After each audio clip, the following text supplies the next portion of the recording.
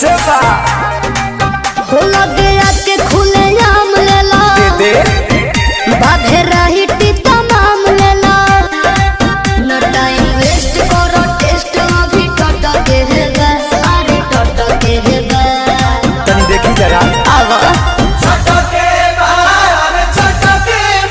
तोहरा आम के सवाद गोरी खट के बा, बाकी होट के बा।